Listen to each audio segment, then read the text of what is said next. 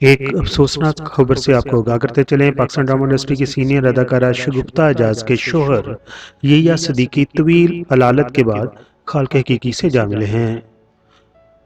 अदाकारा की जानिब से शोहर के इंतकाल की खबर सोशल मीडिया ऐप इंस्टाग्राम पर दी गई है।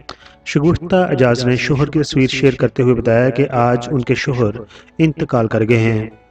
उनकी मगफरत के लिए दुआ और सूरह फातिहा पढ़ने की भी दरख्वास्त की है।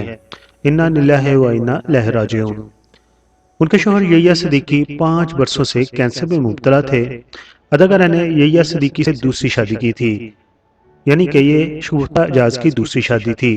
पहली शादी उनकी कुछ वजूहात की बिना पर चल न सकी और तलाक पर खत्म हो गई थी। शगुफ्ता एजाज के शोहर येया सिद्दीकी गुज़िश्ता कई दिनों से अस्पताल में जेर इलाज थे और उन्हें कैंसर की बीमारी लाहक थी। हाल ही में अदाकारा ने अपने वीलाग में बताया था कि उनके शोहर की हालत ठीक नहीं है।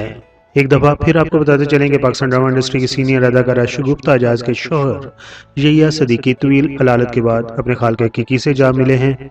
अदाकारा शगुफ्ता एजाज ने अपने शोहर के इंतकाल की खबर सोशल मीडिया ऐप इंस्टाग्राम पर दी है। उनके शोहर येया सिद्दीकी 5 बरसों से कैंसर में मुब्तला थे।